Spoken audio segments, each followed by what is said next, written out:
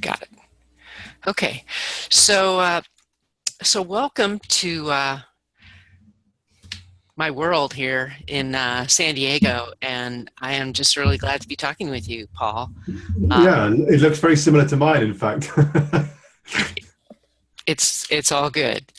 And just last night, I was using this platform to teach my mobile. Well, it wasn't a mobile marketing; it was a marketing management course, and I shared the new textbook with Yeah. my students, and needless to say, they're very excited to be working with university that is progressive like that at National University, but also to see that their professor not only can teach but can do more.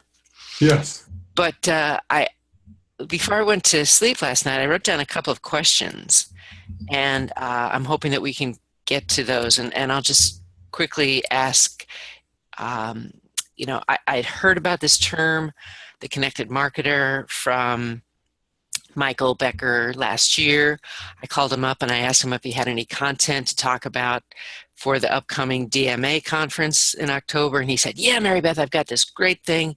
It really connects mobile, and let's talk about the connected marketer." And I said, "Okay." So basically, we're going to do an all-day workshop on it. And he's also going to do a keynote on it now. So Hmm. I want to know a couple of things.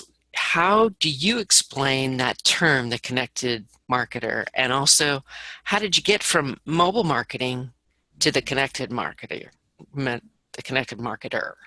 Yeah. Um, Maybe a word picture, or talk about what is similar and what's different. Do you know what I can do is I'm gonna put up a slightly different presentation on the screen, and then I'm going to use that as the backdrop Okay. for that because I have a 10 slide version of the whole Okay. thing. So give me a second. I'm just going to put that up. Yeah, and Michael gave me the story. I'll just because last Friday I called him on it and I said, "What's going on with the connected marketer thing? Are you giving up on mobile?" And he said, "No, no, we're not.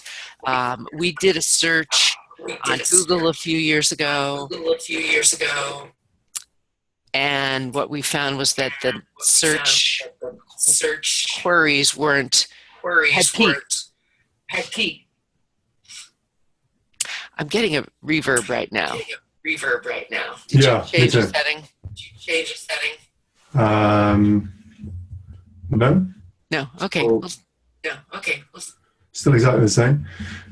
So, yeah, I guess he's right that the origination of the conversation came around both of us thinking that the days of mobile marketing being a specialist, outside skill are either numbered or have gone. I think mobile has been accepted into the mainstream of um, the majority of large and medium-sized businesses and is part of the marketing mix now. And actually, I don't think either Michael or I have ever been, although we've always been evangelists for mobile, I don't think we've ever been kind of mobile zealots telling people that mobile would replace everything else and that there would be nothing left but mobile. We've both seen mobile as being eventually the center of the relationship between a brand and an individual, much as mobile is becoming the center of the relationships between ourselves as individuals, and certainly the digital version of ourselves. So what I would argue with you is the connected marketer is an evolution of mobile marketing. It sees the mobile phone and the mobile channel have become both the catalysts for and the enablers of a world of the connected individual. So the ability to be constantly connected through a mobile device and what that gives us is what sits at the heart of the connected marketer. So what we are arguing is that the mobile device leads to connected individuals. Connected individuals have a preference for connected brands, and I'll illustrate that to you. which means that marketers almost have to have a Newtonian reaction to this connected individuals, and an opposite and equal reaction. If the world is going to be made up of connected individuals, then we need to have connected brands, and you need to become a connected marketer. And that, in those 8 words on the screen now, that's simply the story of what the connected marketer is about. Mobile has created and given rise to connected individuals. It enabled us as individuals to do so much more than we ever could before through digital channels. That what we like best are connected brands, and I'll explain those in a moment. And that means we have to become connected marketers. So that's essentially the main part of the story. What also underlies that is we saw and see too many brands talking about there being connected shoppers, connected consumers, patients, voters, as if somehow those things are a constant. And actually our view is that what mobile has delivered is the ability, what Google calls micro moments, but we've always seen as being mobile moments. They've given us the ability to switch from one mind state to another in rapid succession, and sometimes almost seamlessly. In the course of the phone call that you and I are having now, if I said to you, "Oh, I've read this great book I think would be of really interest to you," let me look on, what have I got on my desk here? The Circle by Dave Edgars. I don't know if you've read it, but I think you should. I think you should read it. While we are talking, you could pick up your phone, open your Amazon app, look for that book, add it to your wish list, or buy it instantly, and buy it knowing that on Amazon Prime it could be delivered for free tomorrow. So that means out of a half an hour phone call, you became a connected consumer for 30 seconds. And that's at the heart of what we're talking about here, is that there is no constant connected consumer. There's a constant connected individual who exists in a state of connectedness because of the abilities that their mobile device gives them to switch from one mind state to another rapidly, seamlessly, real time, and sometimes at the same time. So what we see is that there'll be a growth of more and more connected devices, more and more connections in our lives with Internet of Things and everything that will come with that. So you'll have connected brands, connected products, connected marketers, and there'll basically be this continuation of constant connectedness in our lives. And we will react to that, and have to react to that as marketers, and create connected brands. And so at its heart, what we say is, look, you have to create a connected brand that will manage what we call 4 human dimensions, 7 layers of connectivity, and there are 4 key principles about how you go about doing all of this. And the 4 human dimensions are: you have to create products and services that are both physical and digital at the same time, that at their best create sensorial connections as well. And those 3 things together can create a stronger emotional bond with the connected individual. So let me give you some examples of that in a really simple way. Physical and digital services that are connected together, that really fill an important life an important role in the lives of individuals. If you think about Starbucks Pay and Go, so Starbucks now does 25% of all of its revenue through mobile payments. 5% of that 25% is the Pay and Go. So you open your app, you order your coffee, you walk into the store and they say, "Hey, Mary Beth, your coffee's ready." You pick it up, you've already paid for it, you've got your loyalty points, you walk straight out. It's a blended and synchronized physical and digital experience that ends with you collecting a physical product that clearly has a sensorial aspect to it in taste and smell, but it also does something really important. It fixes a problem that the consumer has, or the individual has, is that we don't like queuing. And so if you can blend a physical and digital experience together that eliminates a customer need and a customer problem, then you can create a stronger emotional bond with your brand. And when you look at Starbucks results, they themselves have said the most popular places for Pay and Go are, not surprisingly, the most popular stores at the most popular times of day, because that's when people have the biggest issue with getting their cup of coffee on the way to walking on their way to the office. And so they figured out, how do we get this blend and synchronization of digital and physical experiences? So Starbucks is a great example of that. Beyond that, we are right now in the middle of this kind of maelstrom around Pokemon Go. Pokemon Go, I mean, put aside all the stories about guy fell off, here in the UK at least anyway, guy fell off a cliff while he was following Pokemon Go and didn't notice he was falling off a cliff. Someone I saw in the States found a body.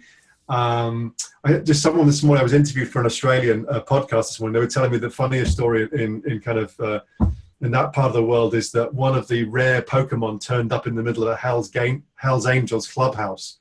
And they stood outside the front with guns saying, "You are not coming in," despite all the fact all these people were turning up saying, "Hey, I want to get my Pokemon."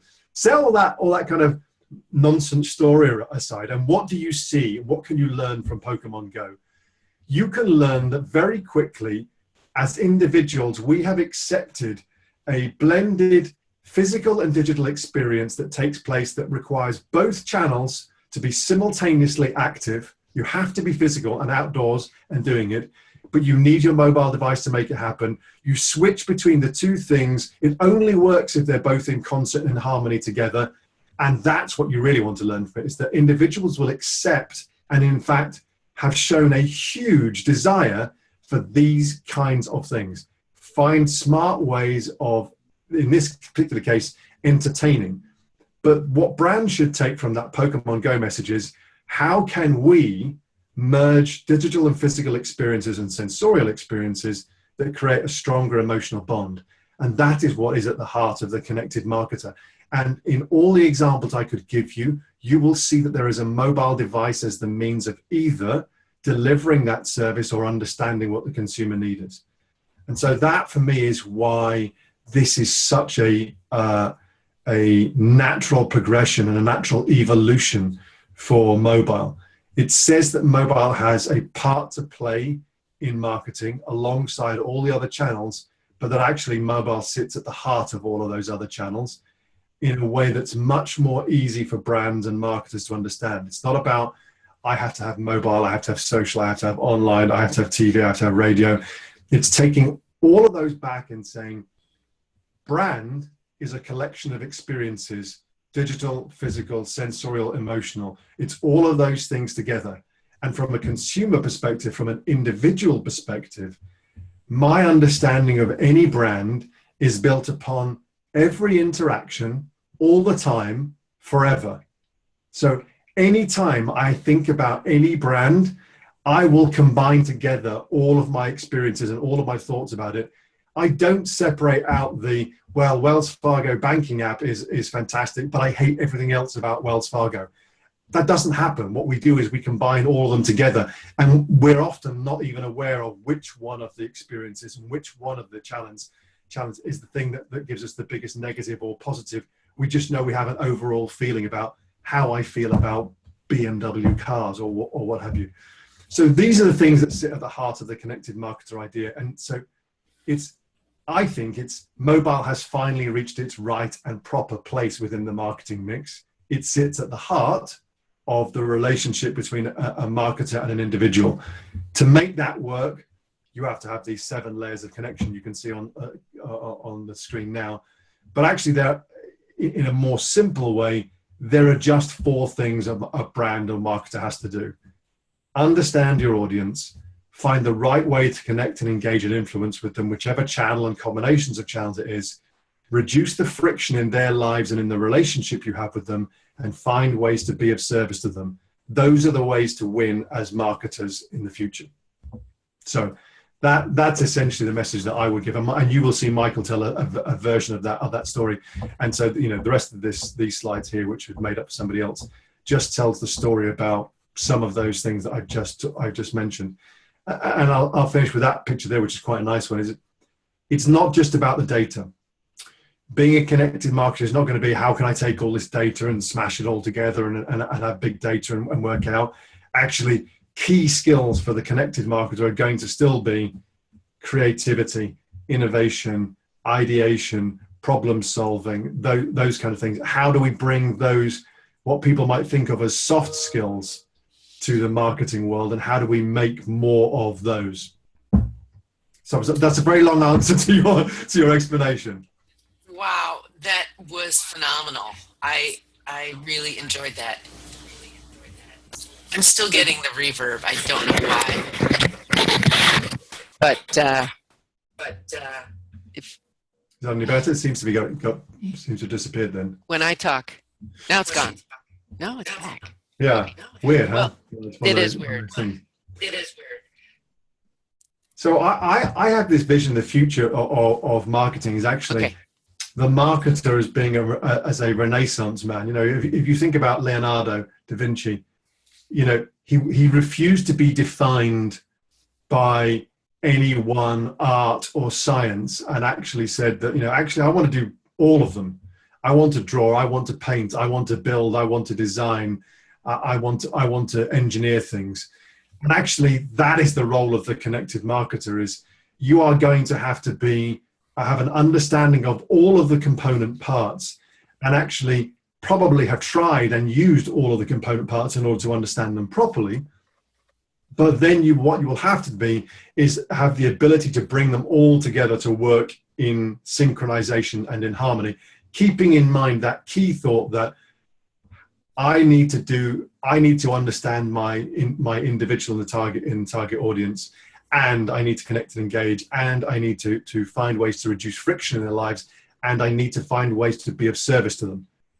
Doing all of that, fixing problems. I mean, you know, it's not a small task, but what I hope is that the connected marketer is a simple and easy to understand explanation of how marketing needs to develop in order to meet the challenges and the opportunities of the digital and physical worlds being merged together as they are in our lives.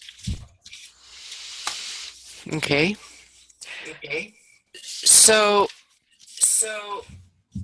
if you were to take these two things, mobile and connected, yes, what is similar and what is different? What is similar is that mobile is still is an essential part of the connected marketer. So mobile becomes a subset of the connected marketer approach, as does every other channel and every other device. Television becomes a subset. Radio, the internet, all of the channels and all of the tools, all of the devices are all part of a greater whole. And I think that's ultimately where we expect, at least Michael and I expected mobile to be. The challenge has been that the industry is predominantly one that is technology orientated and is dominated by technologists who have always struggled to explain to marketers how their technology works and why it's relevant in the lives of the marketer, let alone the lives of the individuals those marketers serve. And the consistent thing across our careers, for Michael and I, in the last 8-9 years across the MMA and across mCordis, has been this desire to try to help a largely technology-led industry explain itself in a more coherent and compelling way to marketers. And that's what prompted us to start mCordis in the first place. And actually, the connected marketer, if you like, is the distillation of all of our experiences of dealing with hundreds of brands and agencies and technology companies across the whole world in the last 8 years that the two of us have worked together. So mobile for me is now a subset, but it eventually becomes the most important channel because it's the one that sits at the heart, because it's the one channel the consumer carries, the individual carries around with them all the time.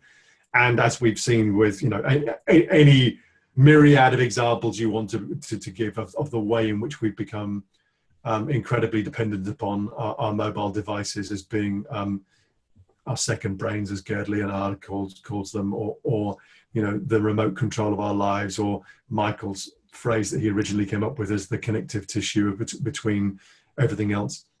We recognize and understand that mobile has become essential in the lives of those that have them. And whether that's those that have smartphones or those that have just feature phones, but they have become essential. You can't see any possibility of those being given up for anything else, for any other channel. And as such, they will be at the heart of all of your marketing efforts. But a part, they won't be all. The reason why television is still massively successful is because brands love a huge screen with which to tell stories. And television does that remarkably well to reach a big audience with a big story, which is why people still pay millions of dollars to have their ads in the middle of the Super Bowl, because it's the biggest audience, the biggest time where you tell the biggest stories, or you have the potential to. We're not suggesting that the connected marketer does away with any of that.